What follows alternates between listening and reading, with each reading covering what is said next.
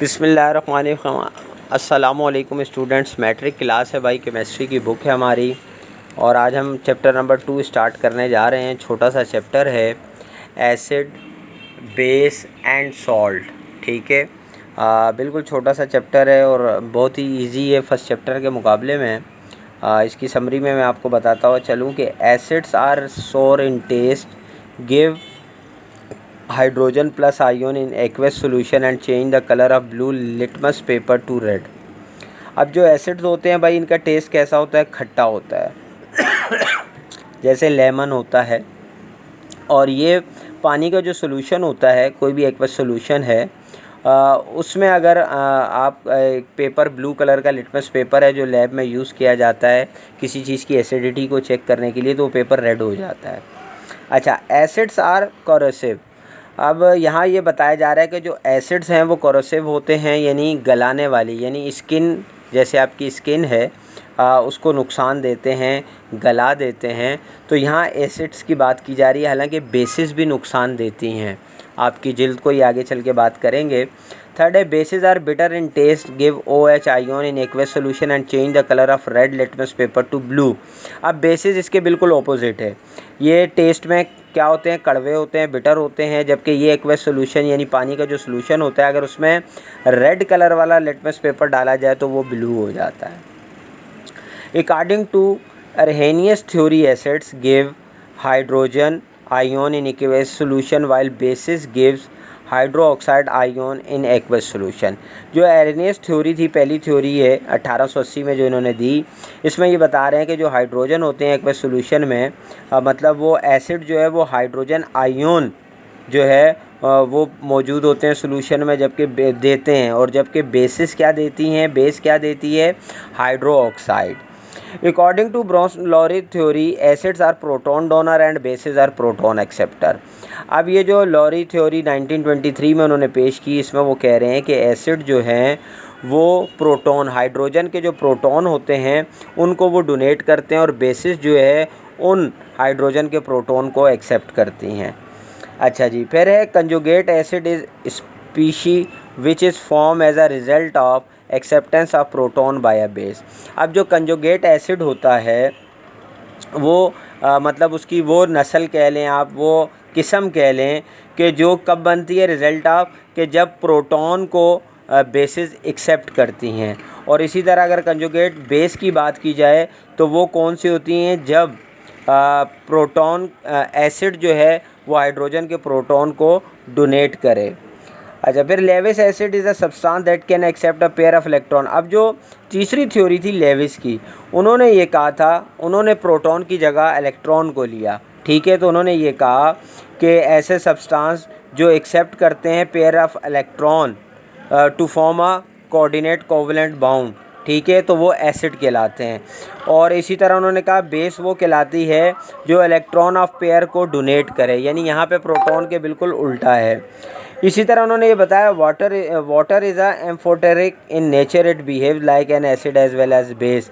ऐसी चीज़ जो दोनों में काम आए, यानी एसिड भी कहलाए और बेस भी कहलाए, उसको हम क्या कहते हैं भाई? एम्फोटेरिक कहते हैं। ये आपका MCQs भी आएगा।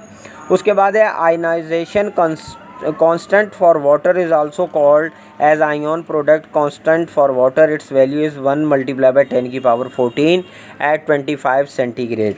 ठीक है, आयनाइजेशन जो है कांस्टेंट ऑफ फॉर वाटर के लिए, ये इसकी एक कांस्टेंट फॉर वाटर के लिए वैल्यू है जो यहाँ पर लिखी गई है। अच्छा, उसके अलावा इन प्योर वाटर हाइड्रोजन और हाइड्रोक्साइड, ठीक है, 1 multiplied by 10 की power 7, that why water is a neutral phase, pH is equal to 7। ठीक है, तो वाटर जो है वो एक न्यूट्रल फेस कहलाता है, चूँकि इसका pH क्या होता है? 7 होता है। अब यहाँ पे मैं आपको एक बात बताऊँ, pH जो है पोटेंशियल हाइड्रोजन के pH कहते हैं कि किसी सॉल्यूशन में हाइड्रोजन की मिकदार कितनी है। तो यहाँ देख लें, एसिड्स है pH लेस देन 7। जितने भी एसिड्स होते हैं उनका pH लेवल जो है वो 7 से कम होता है। टोटल लेवल कितने हैं? 0 से लेकर 14 तक हैं। तो एसिड में 7 से कम होता है, जबकि बेसिस में वही pH जो है वो 7 से लेकर ग्रेटर होता है, यानी 7 से लेकर 14 तक होता है। pH of solution can be measured in several ways, for example by using litmus paper, universal indicator paper, indicator and pH meter। मतलब जो सोल्यूशन आपका मौजूद होता है किसी भी चीज़ का और उसमें आपको ये मालूम करना हो कि हाइड्रोजन की मिकदार कितनी है, यानी पोटेंशियल ऑफ हाइड्रोजन कितना है, तो मुख्तलिफ़ तरीके उसको मेजर करने के मौजूद हैं। Indicator are weak organic acid और base which change their colour over small range of pH. अब ये जो इंडिकेटर यूज़ किए जाते हैं ना मालूम करने के लिए, वो इतने वीक होते हैं कि वो एसिड और बेस, ऑर्गेनिक एसिड और बेस, वो क्या करते हैं कि वो स्मॉल रेंज ऑफ पीएच भी होगा ना अगर किसी का एसिड और बेस का, तो वो पेपर का कलर चेंज हो जाएगा। ठीक हो गया। इसी तरह titration is a technique where a solution of known concentration is used to determine the concentration of an unknown solution. Typically the titrant the known solution is added from a burette to a known quantity of the analyte the unknown solution until the reaction is completed। अब ये इसी तरह lab जो tested हैं वो बताए जा रहे हैं इसमें कि किस तरह से आपको कौन सी टेक्निक इस्तेमाल करके कॉन्सेंट्रेशन मालूम करनी है एक साइड की। अब यहाँ पे देखें सामने आपके यहाँ पे पेज पे भी ये तीनों की जो थ्योरी है वो भी सामने लिखी हुई है, ज़रूर उस थ्योरी को भी देखिएगा। अच्छा, इसके अलावा फिर एसिड और बेसिस के बारे में तो हमने पढ़ लिया। अब मेन चीज़ क्या है कि एसिड और बेस को मिलाकर क्या बनाया जाता है भाई, सॉल्ट एंड वाटर। जो प्रोडक्ट यानी एसिड और बेस क्या है, रिएक्टेंट है, और प्रोडक्ट क्या बनती है भाई, सॉल्ट एंड वाटर बनती है। ठीक है। अच्छा, उसको हम उस रिएक्शन को क्या करते हैं, कहते हैं उसको हम न्यूट्रलाइजेशन कहते हैं, जिसके तहत ये सॉल्ट एंड वाटर बनाया जाता है। अच्छा जी, उसके अलावा मैंने आपको ये तमाम चीज़ें बता दी। एक पीएच है और एक पीओएच होता है। पीओएच भी यही है, पावर ऑफ हाइड्रो ऑक्साइड या पोटेंशियल ऑफ हाइड्रो ऑक्साइड। जिस तरह हम किसी सोल्यूशन में हाइड्रोजन की पावर को या पोटेंशियल को मालूम करते हैं, बिल्कुल इसी तरह पीओएच के ज़रिए हम किसी भी सोल्यूशन के अंदर पोटेंशियल ऑफ हाइड्रो ऑक्साइड या पावर ऑफ हाइड्रो ऑक्साइड मालूम करते हैं। भाई इतना सा ये चैप्टर है, कोई ज़्यादा इसमें लेंदी नहीं है। एसिड्स के बारे में बता दिया गया, एसिड्स क्या होता है और उसको किस तरह पहचानना है। पीएच लेवल उसका मतलब 7 से कम होता है, ये भी बात मैंने बता दी। फिर वो क्या करता है, वो हाइड्रोजन आयोन्स बनाता है जो एसिड होता है, और बेसिस क्या बनाती हैं, हाइड्रो ऑक्साइड आयोन्स बनाती हैं वो। ठीक है। एसिड जो है वो हाइड्रोजन मतलब यहाँ पे यही प्रोटॉन, हाइड्रोजन के जो प्रोटॉन हैं उनको वो डोनेट करता है और बेसिस उसको एक्सेप्ट करती हैं। मुख्तलिफ़ 3 थ्योरियाँ आप पढ़ेंगे तो तीनों थ्योरियों में इसी बारे में है, वो आप पढ़ सकते हैं, इसमें कोई ऐसा मुश्किल नहीं है। अगर कोई चीज़ समझ में ना आए तो आप मुझसे ज़रूर पूछिएगा। अब हम चलते हैं एमसीक्यूज़ की तरफ।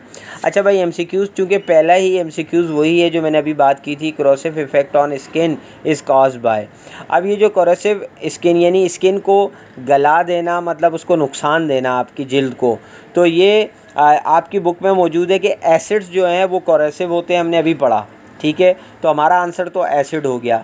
लेकिन मैं आपको एक बात बताऊं कि बेसिस, जैसे बेस जो है ज़्यादातर किस में इस्तेमाल होती है भाई, ये जितने आप डिटर्जेंट बनाते हैं और जितने भी ये साबुन वगैरह बनते हैं इसके अंदर बेस यूज़ होती है। अगर आप देखें तो अगर किसी के अंदर कास्टिक सोडा ज़्यादा डल जाता है किसी साबुन में, सर्फ़ वगैरह में, तो उससे भी आपके हाथों को नुकसान पहुंचता है और वही काम होता है, कोरोसिव इफ़ेक्ट होता है वो भी। लेकिन चूंकि अब आपकी बुक के हिसाब से चल रहे हैं तो हम इसको एसिड्स को ही कोरोसिव कहेंगे। लेकिन मेरे हिसाब से जो है last option D, both A and B भी जो ऑप्शन है वो बिल्कुल ठीक है। सेकंड है अच्छा, इसको एक और चीज़, इसमें बुफर सोल्यूशन भी था, वो मैं बताना भूल गया भाई। बुफर सोल्यूशन भी इसमें जो है बिल्कुल सोल्यूशन होता है ये, और इसमें भी जो है बुफर सोल्यूशन यूज़ होता है। जैसे आप बच्चों के लिए लोशन वगैरह लेते हैं, उसके अंदर होता है, वो पीएच को कंट्रोल करता है, मतलब आपको जो जिल्द पे रैशेज़ वगैरह या बैक्टीरिया पैदा नहीं होने देता। ठीक है। आपके डिटर्जेंट में भी बुफर सोल्यूशन यूज़ होता है। ठीक है। इसमें क्या होता है कि वीक होती है, जैसे अगर आपका एसिड वीक है तो कंजुगेट बेस होगा, और अगर उसमें आपने बेस वीक लिया है तो कंजुगेट एसिड होगा। ये बुफर सोल्यूशन इसको हम कहते हैं। ठीक है। अच्छा जी, अब चलते हैं सेकंड आपके एमसीक्यूज़ की तरफ। Preservatives are used to preserve, ये किसको प्रिजर्व करते हैं भाई, फूड को। Option number C. थर्ड है which of the following is not an Arrhenius acid, तो CO2 जो है एरेनियस एसिड नहीं है। जो थ्योरी थी एरेनियस एसिड की वो ये नहीं है। 4 है NH3 can be a base according to Lewis theory. Option C, Lewis theory के मतलब मुताबिक NH3 जो है वो base can be a base है, यानी MCQs नंबर 5 है, which of the following is a Lewis base. तो CN जो है ये लेवियस बेस है भाई। 6 है, substance that can donate a pair of electron to form coordinate covalent bond, हमने अभी पढ़ा, उसको हम कहते हैं लेवियस बेस। लेवियस ने जो थ्योरी दी उसके मुताबिक बेस जो है ये ऑप्शन है इसका, ऑप्शन बी। 7 है, pH value is greater than 7 then solution is basic. मैंने अभी बताया कि बेस जो है उसका pH 7 से ग्रेटर होता है। सॉल्ट अमंग फॉलोइंग इज़, ये तमाम जो है सॉल्ट ही की एग्जांपल्स दी हुई हैं, लेकिन KCl जो है एक नॉर्मल सॉल्ट है। अच्छा जी।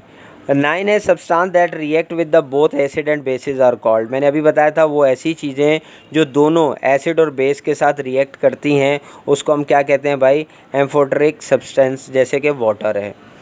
और 10 है, the reaction of acid and base to form salt and water is called neutralization. इस अमल को हम क्या कहते हैं, जिसमें एसिड और बेस को मिलाकर पानी और नमक बनाया जाता है, उसको हम न्यूट्रलाइजेशन कहते हैं। तो भाई ये आपके चैप्टर की एक्सप्लेनेशन भी थी और आपके MCQs भी हो गए। आई होप कि आपको अच्छी तरह समझ आया होगा। अगर कोई चीज़ समझ में ना आई हो भाई, जल्दी में मैं वीडियो बनाता हूँ ताकि वीडियो शॉर्ट से शॉर्ट हो। अगर कोई चीज़ मिसिंग हो, कुछ रह गया हो, कुछ बोलने में गलती हो, तो भाई आप कमेंट ज़रूर कीजिएगा और जो चीज़ ना समझ में आए वो पूछिएगा, मैं इंशाल्लाह आपको कमेंट्स में बता दूंगा। इंशाल्लाह नेक्स्ट वीडियो में मिलते हैं, जब तक के लिए इजाज़त दीजिए, अल्लाह हाफ़िज़।